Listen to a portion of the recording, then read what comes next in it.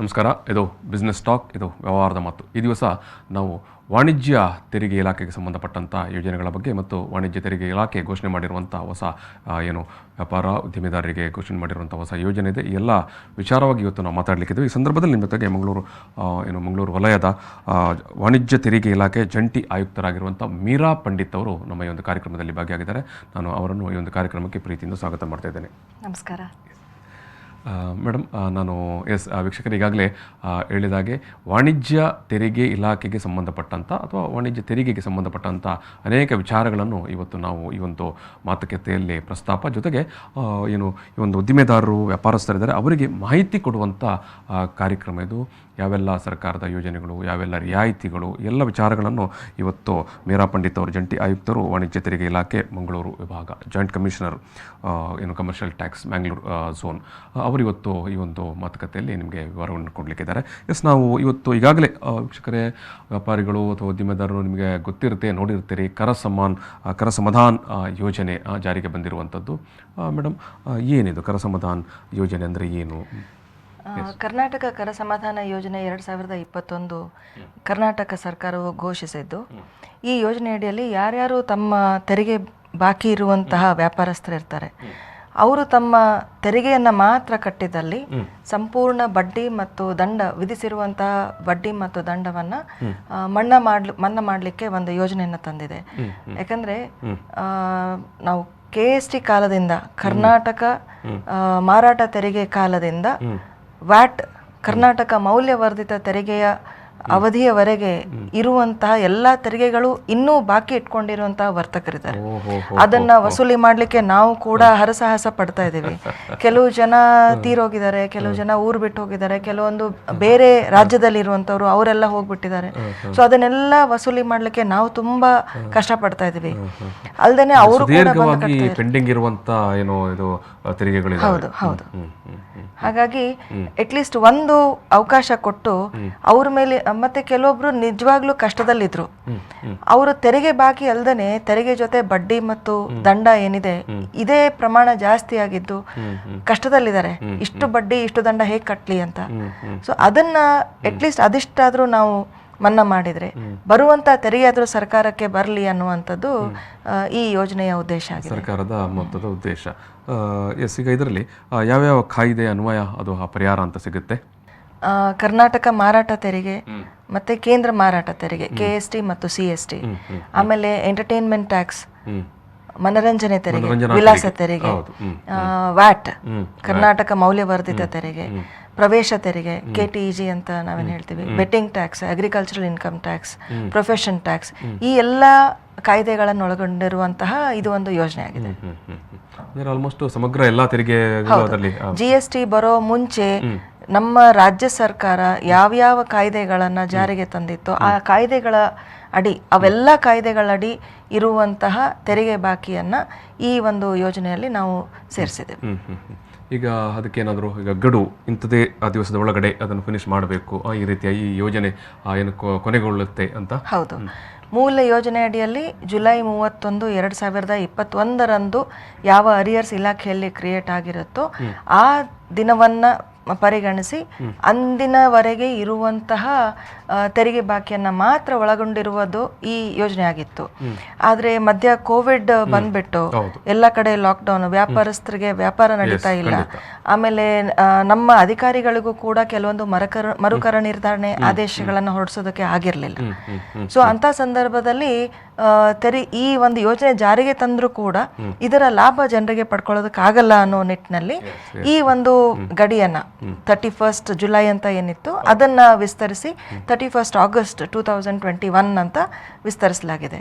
So ಈ ತಿಂಗಳ 31ರ ತನಕ ಈ ಯೋಜನೆ ಅಂದ್ರೆ ಅಲ್ಲಿವರೆಗೆ ಇರುವಂತಹ arrears as on 31 August 2021 application ಮಾಡ್ಲಿಕ್ಕೆ ಇನ್ನೂ ಟೈಮ್ ಇದೆ. ಬಟ್ ಆ ದಿನದವರೆಗೆ ಅದೊಂದು ಆದೇಶ ಆಗಿರ್ಬೇಕು.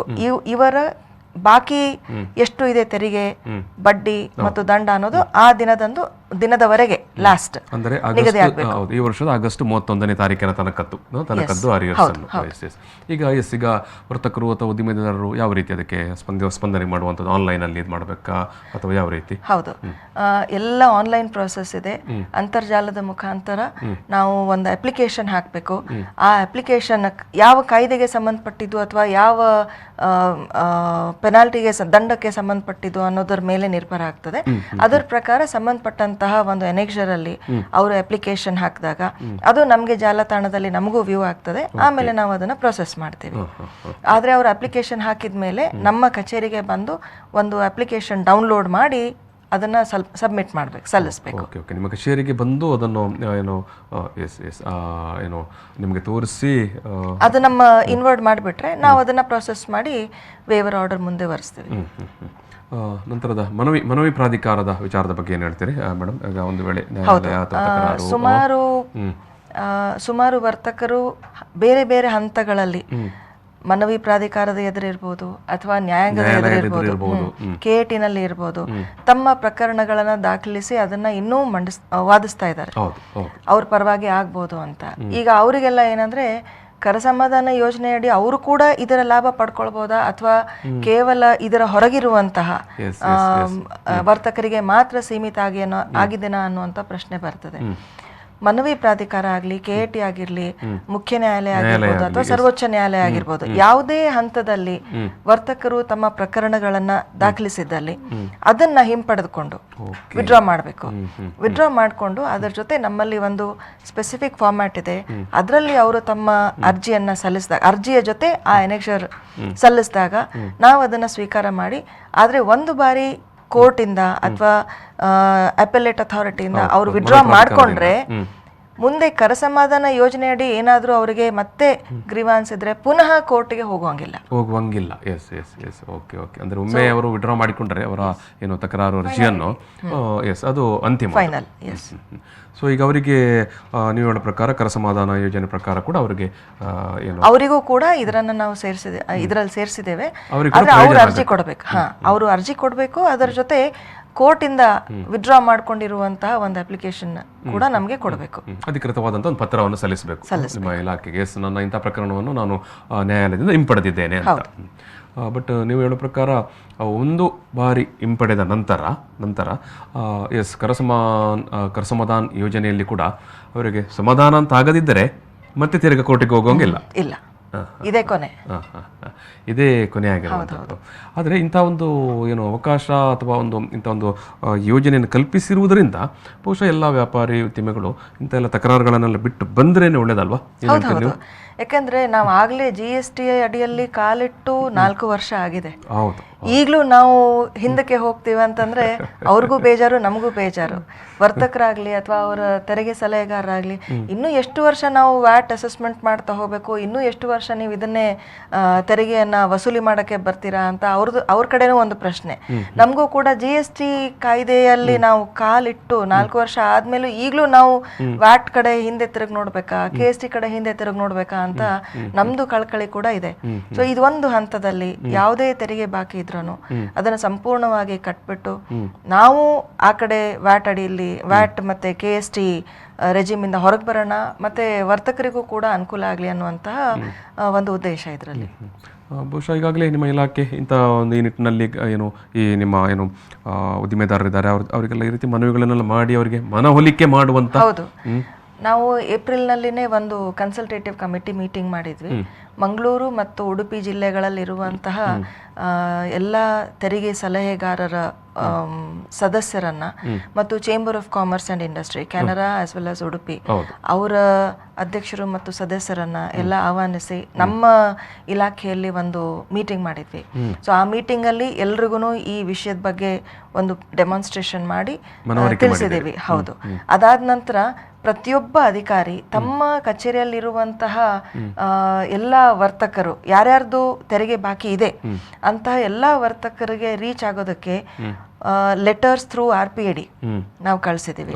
ಆಮೇಲೆ ಯಾರ್ಯಾರ ಮೊಬೈಲ್ ನಂಬರ್, ಕಾಂಟ್ಯಾಕ್ಟ್ ನಂಬರ್ ಇದೆ ವರ್ತಕರದಾಗಿರ್ಬೋದು ಅಥವಾ ಅವರ ತೆರಿಗೆ ಸಲಹೆಗಾರರದಾಗಿರ್ಬೋದು, ಅವರಿಗೆ ನಾವು SMS ಕಳಿಸಿದ್ದೀವಿ, ಫೋನ್ ಕಾಲ್ಸ್ ಮಾಡಿದ್ದೀವಿ. ಯಾವ ರೀತಿಯಿಂದನೂ ಅವರು ಸಿಗದೇ ಇರುವಂತಹ ಸಂದರ್ಭದಲ್ಲಿ ನಮ್ಮ ಬಿಲ್ ಕಲೆಕ್ಟರ್ಗಳು ಹೋಗಿ ಅವ್ರು ಇದಾರ ಅಂತ ಪತ್ತೆ ಹಚ್ಚೋದಕ್ಕೆ ಪ್ರಯತ್ನ ಮಾಡಿದ್ದಾರೆ. ಸೊ ಎಲ್ಲಾ ರೀತಿಯಿಂದಲೂ ನಾವು ಪ್ರಯತ್ನ ಮಾಡಿದ್ದೀವಿ. ಎಲ್ಲ ರೀತಿ ಪ್ರಯತ್ನ ಅವರನ್ನು ರೀಚ್ ಆಗುವಂಥದ್ದು, ಅವರನ್ನು ಕನೆಕ್ಟ್ ಆಗುವಂಥದ್ದು ಮತ್ತು ಅವರನ್ನು ಮನವೊಲಿಕೆ ಮಾಡುವಂಥ ಎಲ್ಲ ಪ್ರಯತ್ನಗಳನ್ನು ಮಾಡಿದರೆ ಸರ್ಕಾರದ ಒಂದು ಒಳ್ಳೆಯ ಯೋಜನೆ ಇದೆ. ಅದರ ಒಂದು ಏನು ಪ್ರಯೋಜನವನ್ನು ಅದನ್ನು ಸದುಪಯೋಗಪಡಿಸಬೇಕು ಅನ್ನೋಂಥ ವಿಚಾರವಾಗಿ. ಎಸ್ ಮೇಡಮ್, ನಾನು ಸಣ್ಣ ಬ್ರೇಕ್ ತೆಗೊಳ್ತೇನೆ. ಆ ಬ್ರೇಕ್ ನಂತರ ಈ ಒಂದು ಮಾತುಕತೆಯನ್ನು ಮತ್ತೆ ಮುಂದುವರಿಸ್ತೇನೆ.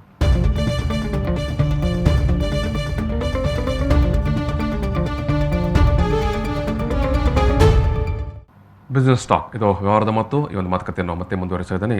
ಈ ದಿವಸ ನಮ್ಮ ಜೊತೆಗೆ ಮಂಗಳೂರಿನ ವಾಣಿಜ್ಯ ತೆರಿಗೆ ಇಲಾಖೆಯ ಜಂಟಿ ಆಯುಕ್ತರಾಗಿರುವಂಥ ಮೀರಾ ಪಂಡಿತ್ ಅವರು, ಕಮರ್ಷಿಯಲ್ ಟ್ಯಾಕ್ಸ್ ಡಿಪಾರ್ಟ್ಮೆಂಟ್ನ ಜಾಯಿಂಟ್ ಕಮಿಷನರ್ ಮೀರಾ ಪಂಡಿತ್ ಅವರು ಈಗಾಗಲೇ ಕರ ಸಮಾಧಾನ ಯೋಜನೆಯ ಬಗ್ಗೆ ಮಾತಾಡ್ತಾ ಇದ್ದಾರೆ. ಅದು ವ್ಯಾಪಾರಿಗಳಿಗೆ, ಉದ್ದಿಮೆದಾರರಿಗೆ, ವ್ಯವಹಾರಸ್ಥರಿಗೆ ಯಾವ ರೀತಿಯ ಒಂದು ಸೌಲಭ್ಯವನ್ನು ಅಥವಾ ಒಂದು ಒಳ್ಳೆಯ ಯೋಜನೆಯನ್ನು ಸರ್ಕಾರ ತಂದುಕೊಟ್ಟಿದೆ ಅನ್ನೋ ಬಗ್ಗೆ ಅವರು ಮಾತಾಡ್ತಾ ಇದ್ದಾರೆ. ಎಸ್ ಮೇಡಮ್, ಈಗಾಗಲೇ ನೀವು ಹೇಳಿದಿರಿ ಯಾವೆಲ್ಲ ರೀತಿ ನೀವು ನಿಮ್ಮ ಇಲಾಖೆ ಮೂಲಕ ಈ ಒಂದು ವ್ಯಾಪಾರಿಗಳನ್ನು, ಉದ್ದಿಮೆದಾರರನ್ನು ಮನವೊಲಿಕೆ ಮಾಡಲಿಕ್ಕೆ ಮತ್ತು ಈ ಯೋಜನೆ ಬಗ್ಗೆ ಅವರಿಗೆ ಮನವರಿಕೆ ಮಾಡಲಿಕ್ಕೆ ಪ್ರಯತ್ನ ಮಾಡಿದ್ದೀರಿ ಅಂತ. ಎಸ್, ಈಗ ಅವರು ಅರ್ಜಿ ಸಲ್ಲಿಸೋದಾಗ ಯಾವ್ಯಾವ ಫಾರ್ಮಲ್ಲಿ ಅವರು ಅರ್ಜಿ ಸಲ್ಲಿಸಬೇಕು? ಫಸ್ಟ್ ಎಷ್ಟು ತೆರಿಗೆ, ಎಷ್ಟು ಬಡ್ಡಿ, ಎಷ್ಟು ದಂಡ ಅನ್ನೋದ್ರ ಬಗ್ಗೆ ಹೇಳ್ತೀನಿ. ಹೇಳಿ, that is very important. Yes, ಈಗ ಒಬ್ಬ ವ್ಯಕ್ತಿಗೆ ಒಂದಿಷ್ಟು ತೆರಿಗೆ ಮತ್ತು ಇಷ್ಟು ದಂಡ, ಇಷ್ಟು ಬಡ್ಡಿ ಅಂತ ಬಾಕಿ ಇರುವಾಗ ಈ ಯೋಜನೆ ಅಡಿಯಲ್ಲಿ ಅವರು ಸಂಪೂರ್ಣ ತೆರಿಗೆಯನ್ನ ಪಾವತಿಸಬೇಕು. ಸಂಪೂರ್ಣ 100% ಟ್ಯಾಕ್ಸ್ ಕಟ್ಟಿದ್ರೆ ಅವ್ರಿಗೆ ಬಾಕಿ ಇರುವಂತಹ ಬಡ್ಡಿ ಮತ್ತು ದಂಡ ಏನಿದೆ, ಎಷ್ಟೇ ಆಗಿರ್ಬೋದು, ಅದನ್ನ ಸಂಪೂರ್ಣವಾಗಿ ಮನ್ನಾ ಮಾಡಲಾಗ್ತದೆ. ಅದನ್ನು ಮನ್ನಾ ಮಾಡಲಾಗುತ್ತೆ. Okay okay. ಬಾಕಿ ಉಳಿಸಿಕೊಂಡಿರೋ ತೆರಿಗೆಯನ್ನು ಈಗ ಸಂಪೂರ್ಣ ಪೇ ಮಾಡಿದರೆ ಅವರಿಗೆ ಇರುವಂತ ಏನು ನೀವೀಗ ಬಡ್ಡಿ ಮತ್ತು ದಂಡವನ್ನು ಸಂಪೂರ್ಣವಾಗಿ ಮನ್ನಾ ಮಾಡಲಾಗ್ತದೆ. ತುಂಬಾ ಒಳ್ಳೆಯ ಯೋಜನೆ ಇದು ಅಲ್ವಾ? ಎಷ್ಟೋ ಜನರಿಗೆ ಅವರು ಕಟ್ಟಬೇಕಾಗಿರುವಂತಹ ತೆರಿಗೆಗಿಂತನೂ ಬಡ್ಡಿಯ ಹೊರೆನೇ ಜಾಸ್ತಿ ಇದೆ. ಅಂತವ್ರಿಗೆ ಇದು ತುಂಬಾ ಉಪಯೋಗ ಆಗುವಂತಹ ಒಂದು ಯೋಜನೆ. ಖಂಡಿತವಾಗಿ ಕೂಡ. ನಾವು I will come to the forms. Online application ಹಾಕಬೇಕಾಗಿದೆ.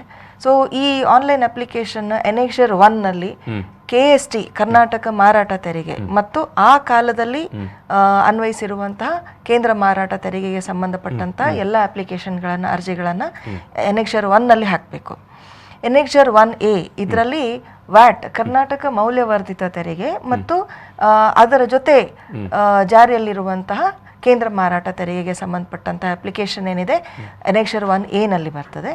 Annexure 1B ಅಡಿಯಲ್ಲಿ ನಮ್ಮ ಲಕ್ಸುರಿ ಟ್ಯಾಕ್ಸ್, ಪ್ರೊಫೆಷನ್ ಟ್ಯಾಕ್ಸ್, ಮತ್ತೆ entry tax, betting tax, agricultural income tax, ಇದೆಲ್ಲ ಈ ನಮ್ಮ 1B ನಲ್ಲಿ ಬರ್ತದೆ. ಆಮೇಲೆ 1C ಇದರಲ್ಲಿ ಕೇವಲ ಮನರಂಜನಾ ತೆರಿಗೆ, ಎಂಟರ್ಟೈನ್ಮೆಂಟ್ ಟ್ಯಾಕ್ಸ್. ಯಾಕಂದ್ರೆ ಅವಾಗ ವೀಕ್ಲಿ ಅಸೆಸ್ಮೆಂಟ್ ಎಲ್ಲ ಆಗ್ತಾ ಇತ್ತು. ಸೊ ಇದೊಂದು ಸ್ವಲ್ಪ ಬೇರೆ ರೀತಿಯಲ್ಲಿ ನಾವು ಏನು ಇಂಪ್ಲಿಮೆಂಟ್ ಮಾಡ್ತಾ ಇದ್ವಿ. ಹೌದು, ಹಾಗಾಗಿ ಅದನ್ನ ಎಂಟರ್ಟೈನ್ಮೆಂಟ್ ಟ್ಯಾಕ್ಸ್ ಅಡಿಯಲ್ಲಿ. ಮತ್ತೆ ಕೊನೆಗೆ 1D, ಎನೆಕ್ಷರ್ 1D, ಇಲ್ಲಿ ಎಲ್ಲಾ ತರದ ಪೆನಾಲ್ಟಿಗಳು ನಾವು ಹಾಕಿರುವಂತ ಆಗಿನ ಕಾಲದಲ್ಲಿ ವ್ಯಾಟ್ ಅಡಿಯಲ್ಲಿ ಇಲ್ಲಿ ಬರುವಂತ ಪೆನಾಲ್ಟಿ ಏನಂದ್ರೆ ಸೆಕ್ಷನ್ 72 1A ಮತ್ತು 1B, ಅಂದ್ರೆ ಯಾರ್ಯಾರು ಆಗಿನ ವ್ಯಾಟ್ ನಮೂನೆ 100 ರಿಟರ್ನ್ ಏನಿರ್ತಾ ಇತ್ತು ಅದನ್ನ ವಿಳಂಬವಾಗಿ ಸಲ್ಲಿಸಿರುವಂತಹ ವರ್ತಕರ ಮೇಲೆ ವಿಧಿಸಿರುವಂತಹ ದಂಡ 72 1A ಮತ್ತು 72 1B, ಇದನ್ನ ಅಲ್ಲಿ ವೇವ್ ಆಫ್ ಮಾಡಲಿಕ್ಕೆ ಅವಕಾಶ ಇದೆ. ಮತ್ತೆ 72 2-3 ಆಮೇಲೆ 72 4 ಇದರ ಅಡಿಯಲ್ಲಿ ಕೂಡ ವಿಧಿಸಿರುವಂತಹ 74-4 ಇದು ಯಾರ್ಯಾರು ನಮ್ಮ 240 ಫಾರ್ಮ್ ವ್ಯಾಟ್ 240 ಆನ್ಯುವಲ್ ರಿಟರ್ನ್ ಅನ್ನ ವಿಳಂಬವಾಗಿ ಸಲ್ಲಿಸಿದ್ರು ಅಥವಾ ಸಲ್ಲಿಸಿರಲಿಲ್ಲ ಅಂಥವ್ರ ಮೇಲೆ ವಿಧಿಸಿರುವಂತಹ ದಂಡಗಳೇನಿದೆ ಆ ಎಲ್ಲ ದಂಡಗಳನ್ನು ಮನ್ನಾ ಮಾಡಲಿಕ್ಕೆ ಈ ಒಂದು ಎನೆಕ್ಷರ್ 1D ಅಡಿಯಲ್ಲಿ ಅವರು ಅಪ್ಲಿಕೇಶನ್ ಹಾಕ್ಬೋದಾಗಿದೆ. ಮತ್ತೆ ನೀವು ಆಗ್ಲೇ ಮಾತಾಡಿದ್ರಿ ಈ ನ್ಯಾಯಾಲಯಗಳಲ್ಲಿ ಅಥವಾ ಮನವಿ ಪ್ರಾಧಿಕಾರದ ಎದುರುಗಡೆ ಇರುವಂತಹ ಅರ್ಜಿಗಳನ್ನ ನಾವು ಹಿಂಪಡೆದುಕೊಂಡು ಅದನ್ನ ನಮ್ಮ ಇಲಾಖೆಗೆ ಈ ರೀತಿ ಹಿಂಪಡ್ಕೊಂಡಿದೀವಿ ಅನ್ನುವಂತಹ ಒಂದು ಸ್ಟೇಟ್ಮೆಂಟ್ ಅವರಿಂದ ಬಂದು, ಅಫಿಡವಿಟ್ ಅವರಿಂದ ಬಂದು ಅದ್ರ ಜೊತೆ ಒಂದು ಅಪ್ಲಿಕೇಶನ್, ಒಂದು ಅರ್ಜಿ ಈ ಆನ್ಲೈನ್ ಮುಖಾಂತರ ಸಲ್ಲಿಸಬೇಕಾಗಿದೆ. ಅದನ್ನ ಎನೆಕ್ಷರ್ 2 ನಲ್ಲಿ ಅವರು ಸಬ್ಮಿಟ್ ಮಾಡಬೇಕು. ಏನು ತಕರಾರು ಅರ್ಜಿಯನ್ನು ನಾವು ವಾಪಸ್ ಪಡ್ಕೊಂಡಿದ್ದೇವೆ ಅನ್ನೋದನ್ನ ಎನೆಕ್ಷರ್ 2 ನಲ್ಲಿ ನಮ್ಮ ಇಲಾಖೆಗೆ ಸಲ್ಲಿಸಬೇಕು. ಆಮೇಲೆ ಈ ರೀತಿ ಸಲ್ಲಿಸಿರುವಂತ ಅರ್ಜಿಗಳನ್ನ ನಮ್ಮ ಇಲಾಖಾ ಅಧಿಕಾರಿಗಳು ಪ್ರೊಸೆಸ್ ಮಾಡ್ತಾರೆ. ಇವರು ಕೊಟ್ಟಿರುವಂತಹ ಅರ್ಜಿಯಲ್ಲಿ ಹಾಕಿರುವಂತಹ ಎಲ್ಲ ಸಂಖ್ಯೆಗಳು ಅಂದ್ರೆ ಅಮೌಂಟ್ ಹಣ ಕರೆಕ್ಟ್ ಆಗಿದೆನಾ ಅಂತ ಪರಿಶೀಲಿಸ್ತಾರೆ. ಕೆಲವೊಂದು ಬಾರಿ ಏನಾಗಿರ್ತದೆ, ನಾನು ಆಗಸ್ಟ್ 31, 2015 ಆರ್ಡರ್ ಮಾಡಿದ್ರೆ ಆ ದಿನದಂದು ಬಡ್ಡಿ ದಂಡ ನಾನು ಕ್ಯಾಲ್ಕುಲೇಟ್ ಮಾಡಿರ್ತೀನಿ. ಆದ್ರೆ ಬಡ್ಡಿ ನೀವು ಮೂಲ ತೆರಿಗೆ ಪಾವತಿಸೋವರೆಗೂ ಜಾರಿಯಲ್ಲಿ ನಾವು ಕೌಂಟ್ ಮಾಡಬೇಕಾಗ್ತದೆ. ಅದನ್ನ ನಾವು ಕ್ಯಾಲ್ಕುಲೇಟ್ ಮಾಡುವಾಗ ಇಂದು ನೀವು ತೆರಿಗೆ ಪಾವತಿಸುವುದಾದ್ರೆ ಇಂದಿನವರೆಗೆ ಬಡ್ಡಿ ಎಷ್ಟು ಅಂತ ನಾನು ಕ್ಯಾಲ್ಕುಲೇಟ್ ಮಾಡಬೇಕು. ಅದು ಬಹುಶಃ ವರ್ತಕರು ಮಾಡಿರೋದಿಲ್ಲ. ಹಾಗಾಗಿ ಅಧಿಕಾರಿಗಳು ಅದನ್ನ ನೋಡ್ಬಿಟ್ಟು ಪರಿಶೀಲಿಸಿ ಕರೆಕ್ಟ್ ಕ್ಯಾಲ್ಕುಲೇಷನ್ ಏನು ಅಂತ ವರ್ತಕರಿಗೆ ತಿಳಿಸ್ತಾರೆ. ಅದು ನಿಮ್ಮ ಕಚೇರಿಯಲ್ಲಿ ಆಗುವಂತ ಒಂದು ಪ್ರಕ್ರಿಯೆ. ಮೇಡಮ್, ಇವಾಗ ಈ ಅನ್ರಿಜಿಸ್ಟರ್ಡ್ ವರ್ತಕರು ಇರ್ತಾರೆ, ನೋಂದಾವಣೆ ಮಾಡಿಕೊಳ್ಳದವರು, ಅವರಿಗೆ ಏನು ಮಾಡಬೇಕು? ಅವರನ್ನು ನೀವು ಯಾವ ರೀತಿ ಮಾಡ್ತೀರಿ? ನೋಂದಾಯಿತ ವರ್ತಕರೆಲ್ಲ ತಮ್ಮ tin tax payers identification number ಅದನ್ನ ಹಾಕ್ಬಿಟ್ಟು ತಮ್ಮ ಅರ್ಜಿಯನ್ನ ಸಲ್ಲಿಸ್ತಾರೆ. ಈಗ ಅನೋಂದಾಯಿತ ವರ್ತಕರ ಮೇಲೆ ಕೂಡ ಕೆಲವೊಂದು ಬಾರಿ ನಾವು ತೆರಿಗೆಯನ್ನ, ಬಡ್ಡಿ ಮತ್ತು ದಂಡವನ್ನು ಕೂಡ ವಿಧಿಸಿರುವಂತಹ ಪ್ರಕರಣಗಳಿರ್ತವೆ. ಅವರು ಅರ್ಜಿಯನ್ನು ಸಲ್ಲಿಸುವಾಗ 2900 2900 ಈ ಸಂಖ್ಯೆಯನ್ನ ದಾಖಲಿಸಿ ತಮ್ಮ ಅರ್ಜಿಯನ್ನ ಸಲ್ಲಿಸಬಹುದಾಗಿದೆ. ಮತ್ತೆ ಈ ರೀತಿ ಬಂದಿರುವಂತ ಎಲ್ಲ ಅರ್ಜಿಗಳನ್ನ ವಿಲೆ ಮಾಡೋದಕ್ಕೆ ನಮ್ಮ ಅಧಿಕಾರಿಗಳಿಗೆ 30 ದಿನಗಳ ಅವಕಾಶ ಇದೆ. ತೆರಿಗೆ ಪಾವತಿ ಮಾಡಾದ್ಮೇಲೆ ಆ ಒಂದು ಆರ್ಡರ್ ಆದೇಶ ಏನು ಹೊರಡಿಸ್ತೇವೆ, ಕರ ಸಮಾಧಾನದ ಆದೇಶವನ್ನು ಹೊರಡಿಸೋದಕ್ಕೆ ಆ 30 ದಿನಗಳ ಅವಕಾಶವನ್ನು ಬಳಸಿ ನಾವು ಎನೆಕ್ಷರ್ 3 ನಲ್ಲಿ ಆದೇಶವನ್ನ ಹೊರಡಿಸ್ತೇವೆ. ಇವಾಗ ಈ ಕರ ಸಮಾಧಾನ ಯೋಜನೆ ಈಗ GST ಮೂಲಕ ಇದು ಮಾಡ್ತಾ ಇದ್ದಾರಲ್ಲ, ಅವರಿಗೆ ಕೂಡ ಅದು ಅನ್ವಯ ಆಗುತ್ತಾ? ಇಲ್ಲ, ಇದು ಕೇವಲ GST ಜಾರಿಯಲ್ಲಿ ಬರೋ ಮುಂಚೆ ನಮ್ಮ ರಾಜ್ಯದಲ್ಲಿ ಇರುವಂತಹ ಕಾಯ್ದೆಗಳಿಗೆ ಮಾತ್ರ ಅನ್ವಯಿಸ್ತದೆ. ಸೊ GSTಯಲ್ಲಿ ಇರುವಂತಹ ಯಾವುದೇ ತೆರಿಗೆ ಬಾಕಿ ಇದ್ರೂ ಕೂಡ ಅದನ್ನ ಕರ ಸಮಾಧಾನ ಯೋಜನೆಯಡಿ ಯಾವುದೇ ರೀತಿಯ ಬಡ್ಡಿ ಅಥವಾ ದಂಡ ಮನ್ನಾ ಮಾಡ್ಕೊಳ್ಳೋದಕ್ಕೆ ಬಳಸುವಂತಿಲ್ಲ. ದಯವಿಟ್ಟು ವೀಕ್ಷಕರೇ ಇದರ ಮೇಲೆ ಗಮನ ಇರಲಿ. GSTಯ ಯಾವ ಅರಿಯರ್ಸ್ ಕೂಡ ಕರ ಸಮಾಧಾನ ಯೋಜನೆಯಡಿ ಕವರ್ ಮಾಡೋದಿಲ್ಲ. ವೆರಿ ಇಂಪಾರ್ಟೆಂಟ್ ಇಶ್ಯೂ ಇದು. Very much. ಹೌದು. ಈಗ ನೀವು ಆರಂಭದಲ್ಲೇ ಹೇಳಿದ್ರೆ ಅದೇ ಆಗಸ್ಟ್ 31 ಏನು ಈ ಕರ ಸಮಾಧಾನ ಯೋಜನೆಗೆ ಏನು ಅಪ್ಲೈ ಮಾಡಿಕೊಳ್ಳಿಕ್ಕೆ ಅಥವಾ ಅದರ ಪ್ರಯೋಜನ ಪಡ್ಕೊಳ್ಳಿಕ್ಕೆ ಆದೇಶ ಅಂದ್ರೆ ನಮ್ಮ ಯಾವುದೇ ಮರುಕರ ನಿರ್ಧಾರಣೆ ಆದೇಶ ಇರ್ಬೋದು, ಅಥವಾ ಯಾವುದೇ ಕೇಸ್ ಕೋರ್ಟ್ಗೆ ಹೋಗಿ ಆಮೇಲೆ ಅಲ್ಲಿಂದ ರಿಮಾಂಡ್ ಆಗಿ ಬಂದಿರುವಂತಹ ಪ್ರಕರಣಗಳ ಮೇಲೆ ನಮ್ಮ ಅಧಿಕಾರಿಗಳು ಅದಕ್ಕೆ ಸಂಬಂಧಪಟ್ಟಂಗೆ ಮತ್ತೆ ಆದೇಶ ಮಾಡಬೇಕಾಗಿರ್ಬೋದು, ಅಥವಾ ರೆಕ್ಟಿಫಿಕೇಶನ್ ಆರ್ಡರ್ಸ್ ಮಾಡಬೇಕಾಗಿರ್ಬೋದು. ಆ ಎಲ್ಲ ಆದೇಶಗಳು ಆಗಸ್ಟ್ 31ರವರೆಗೆ ಕೊನೆಗೊಳ್ಳಬೇಕು. ಅಂದಿನ ಕೊನೆಯ ದಿನಾಂಕದ ಅದೇನು ಕೊನೆಯ ದಿನಾಂಕ ಅಂತ ನಿಗದಿಪಡಿಸಲಾಗಿದೆ, ಅಂದಿನವರೆಗೆ ಇರುವಂತಹ ಅರಿಯರ್ಸ್ ಆಸ್ ಆನ್ ರೆಕಾರ್ಡ್ ಅವುಗಳನ್ನ ಮಾತ್ರ ನಾವು ಪರಿಗಣಿಸ್ತೇವೆ. ಈಗ ಸೆಪ್ಟೆಂಬರ್ 1 ಒಂದು ವೇಳೆ ಏನಾದ್ರೂ ಆದೇಶ ಹೊರಡಿಸಿ ಏನಾದ್ರೂ ಅರಿಯರ್ಸ್ ಬಂದ್ರೆ ಅದಕ್ಕೆ ನಾವು ಡಿಮಾಂಡ್ ಕ್ರಿಯೇಟ್ ಆದ್ರೆ ಅದಕ್ಕೆ ಕರ ಸಮಾಧಾನ ಯೋಜನೆ ಅನ್ವಯ ಆಗುದಿಲ್ಲ. ಈಗ ಕರ ಸಮಾಧಾನ ಯೋಜನೆಯದ್ದು ಡೇಟ್ ಮತ್ತಷ್ಟು ಎಕ್ಸ್ಟೆಂಡ್ ಆಗುವಂತ ಸಾಧ್ಯತೆ ಉಂಟಾ? ಇಲ್ಲ, ಇದು ಇದೇ ಕೊನೆ. ಕರ ಸಮಾಧಾನ ಯೋಜನೆ ಇನ್ನು ಮುಂದೆ ಯಾವ ರೀತಿಯ ಎಕ್ಸ್ಟೆನ್ಷನ್ ಸಿಗೋದಿಲ್ಲ. ಅಲ್ದೇನೆ ಇನ್ನೊಂದು ವಿಷಯ, ಮತ್ತೊಮ್ಮೆ ಕರ ಸಮಾಧಾನ ಬರೋದು ಇಲ್ಲ, ಇದು ಕೊನೆದು. ಏನಾದ್ರೂ ಮಾಡಿ ಕರ ಸಮಾಧಾನ ಬರೋದೇ ಇಲ್ಲ, ಸಾಧ್ಯನೇ ಇಲ್ಲ. ಯಾಕಂದ್ರೆ ತುಂಬಾ ಕಷ್ಟಪಟ್ಟು ನಮ್ಮ ಸರ್ಕಾರ ಇದೊಂದು ಬಾರಿ ಒಂದು ಅವಕಾಶ ಕೊಟ್ಟು ಯಾರ್ಯಾರಾದ್ರೂ ತೆರಿಗೆ ಕಟ್ಟಲಿಕ್ಕೆ ಮುಂದೆ ಬರೋದಾದ್ರೆ ಬರ್ಲಿ, ಅವರಿಗೆ ಕೇವಲ ಈ ಬಡ್ಡಿ ಮತ್ತು ದಂಡಗಳ ಹೊರೆ ಜಾಸ್ತಿ ಆಗಿದ್ದು ಮುಂದೆ ಬರ್ತಾ ಇಲ್ಲ ಅಂತ ಇದ್ರೆ ಅಂತವ್ರಿಗೆ ಒಂದು ಅವಕಾಶ ಕೊಡೋಣ ಅಂತ ಕೊನೆಯ ಅವಕಾಶ. ಮುಂದೆ ನಾವು ಪುನಃ ಇದನ್ನ ಎಕ್ಸ್ಪೆಕ್ಟ್ ಮಾಡುವಂಥದ್ದು ಇಲ್ಲ. ಇಂಥ ಸಂದರ್ಭದಲ್ಲಿ ನೀವು ಈ ನಮ್ಮ ತೆರಿಗೆ ಸಲಹೆಗಾರರು ಅಥವಾ ವರ್ತಕರಿಗೆ ನೀವು ಏನನ್ನು ಹೇಳಲಿಕ್ಕೆ ಬಯಸ್ತೀರಿ? ಇದು ಒಂದು ಕೊನೆಯ ಅವಕಾಶ ಇರೋದ್ರಿಂದ ಎಲ್ಲಾ ರೀತಿಯ ಪ್ರಯತ್ನ ಮಾಡಿ ಡಿಸೆಂಬರ್ 31, 2021ರವರೆಗೆ ಕಾಲಾವಕಾಶ ಇದೆ ತೆರಿಗೆ ಪಾವತಿ ಮಾಡಲಿಕ್ಕೆ, 100% ತೆರಿಗೆ ಪಾವತಿ ಮಾಡಲಿಕ್ಕೆ.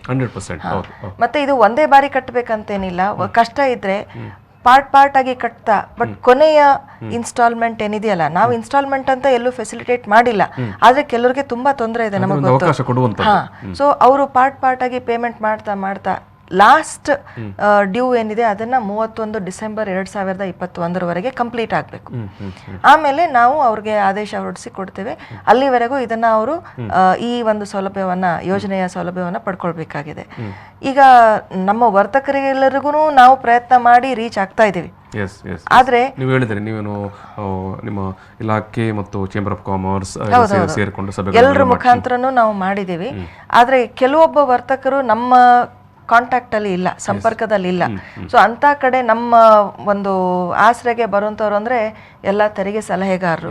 ಸೊ ಅವರಿಗೆ ಎಲ್ಲೋ ಒಂದು ಕಾಂಟ್ಯಾಕ್ಟ್ ಇರ್ತದೆ, ಅವ್ರ ತಮ್ಮನೋ ತಂದೆನೋ ಅಥವಾ ಫ್ರೆಂಡೋ ಯಾವುದೋ ಒಂದು ರೀತಿಯ ಸಂಪರ್ಕ ಇರ್ತದೆ. ಸೊ ಆ ಸಂಪರ್ಕ ಸಲಹೆ ಕೇಳಲಿಕ್ಕೆ ಬಂದಿರ್ತಾರೆ. ಹಾಗಾಗಿ ಈ ಊರ್ ಬಿಟ್ಟು ಹೋದ್ರು, ಬೇರೆ ಎಲ್ಲಿದ್ದಾರೆ, ಆ ತರ ಎಲ್ಲ ಸಂಪರ್ಕ ಏನೋ ಒಂದು ರೀತಿಯ ಸುಳಿವು ಸಿಗೋದಕ್ಕೆ ಸಾಧ್ಯತೆ ಇರ್ತದೆ. ಹಾಗಾಗಿ ವರ್ತಕರು ನೇರವಾಗಿ ಅಲ್ಲದೆ ಇದ್ರೂ ಕೂಡ ಅಟ್ಲೀಸ್ಟ್ ಅವರ ತೆರಿಗೆ ಸಲಹೆಗಾರರು ನಮ್ಮ ಆಸರೆಗೆ ಬಂದು ಈ ಒಂದು ಯೋಜನೆಯ ಎಲ್ಲ ವಿವರಗಳನ್ನು ತಮ್ಮ ವರ್ತಕರಿಗೆ ತಿಳಿಸಿ ಆದಷ್ಟು ಮಟ್ಟಿಗೆ ತಮ್ಮ ಆ ವರ್ತಕರ ಎಲ್ಲ ಬಾಕಿಯನ್ನು ಈ ಒಂದು ಯೋಜನೆ ಅಡಿಯಲ್ಲಿ ತಮ್ಮ ತೆರಿಗೆಯನ್ನು ಸಂಪೂರ್ಣವಾಗಿ ಪಾವತಿಸಿ ಆಮೇಲೆ ಬಡ್ಡಿ ಮತ್ತು ದಂಡವನ್ನು ಮನ್ನಾ ಮಾಡಿಸ್ಕೊಂಡು ಈ ಹಳೆ ಅರಿಯರ್ಸ್ನ ಒಂದು ಜಾಲ ಏನಿದೆ ಅದರಿಂದ ಹೊರಗೆ ಬರೋದಕ್ಕೆ, ಫ್ರೀ ಆಗೋದಕ್ಕೆ ಪ್ರಯತ್ನ ಮಾಡಬೇಕು ಮತ್ತು ನಮ್ಮೊಂದಿಗೆ ಸಹಕರಿಸಬೇಕು ಅಂತ ಎಲ್ಲ ತೆರಿಗೆ ಸಲಹೆಗಾರರು ನಿಜವಾಗ್ಲೂ. ಎಸ್ ಮೇಡಮ್, ತುಂಬ ಒಳ್ಳೆಯ ಮಾಹಿತಿಯನ್ನು ಕರ ಸಮಾಧಾನ ಯೋಜನೆ ಬಗ್ಗೆ ಅದು ವರ್ತಕರಿಗೆ ಇರಬಹುದು ಅಥವಾ ತೆರಿಗೆ ಸಲಹೆಗಾರರಿಗೆ ಮತ್ತು ಸಾರ್ವಜನಿಕರಿಗೆ ತುಂಬ ಚೆನ್ನಾಗಿ ಮನಮುಟ್ಟುವ ರೀತಿಯಲ್ಲಿ ತುಂಬ ವಿವರವಾಗಿ ಕೊಟ್ಟಿದ್ದೀರಿ. ಅದಕ್ಕಾಗಿ ನಾನು ಸಮಸ್ತ ವೀಕ್ಷಕರ ಪರವಾಗಿ ನಿಮಗೆ ಪ್ರೀತಿಪೂರ್ವಕ ಧನ್ಯವಾದವನ್ನು ಸಮರ್ಪಣೆ ಮಾಡ್ತಾ ಇದ್ದೇನೆ. ಧನ್ಯವಾದಗಳು. ಎಸ್, ಈ ದಿವಸದ ಈ ಒಂದು ಮಾತುಕತೆಯಲ್ಲಿ ಮೀರಾ ಪಂಡಿತ್ ಅವರು, ಜಂಟಿ ಆಯುಕ್ತವರು, ವಾಣಿಜ್ಯ ತೆರಿಗೆ ಇಲಾಖೆ ಮಂಗಳೂರು ವಿಭಾಗ, joint commissioner commercial tax Mangalore zone ಅವರು ತುಂಬ ಸವಿವರವಾಗಿ ಈ ಒಂದು ಕರ ಸಮಾಧಾನ ಯೋಜನೆ ಬಗ್ಗೆ ಮಾಹಿತಿಯನ್ನು ಕೊಟ್ಟಿದ್ದಾರೆ ಮತ್ತು ಯಾವ ರೀತಿ ಅದರಿಂದ ಪ್ರಯೋಜನ ಪಡ್ಕೊಳ್ಳಿಕ್ಕೆ ಸಾಧ್ಯ ಉಂಟು ಮತ್ತು ಯಾಕೆ ಪ್ರಯೋಜನ ಪಡ್ಕೊಳ್ಳಬೇಕು, ಯಾಕಂತ ಹೇಳಿದ್ರೆ ಇದು ಕೊನೆಯ ಅವಕಾಶ ಅನ್ನೋದನ್ನು ತುಂಬ ಸ್ಪಷ್ಟವಾಗಿ ಹೇಳಿದ್ದಾರೆ. ಈ ಒಂದು ಮಾತುಕತೆಯನ್ನು ಸಮಾಪನ ಮಾಡೋ ಹೊತ್ತಿಗೆ ಮತ್ತೊಮ್ಮೆ ಅವರಿಗೆ ಧನ್ಯವಾದವನ್ನು ಸಮರ್ಪಣೆ ಮಾಡಿ ಈ ಒಂದು ಮಾತುಕತೆಯನ್ನು ಇಲ್ಲಿ ಸಮಾಪನ ಮಾಡ್ತಾ ಇದ್ದೇನೆ. Thank you.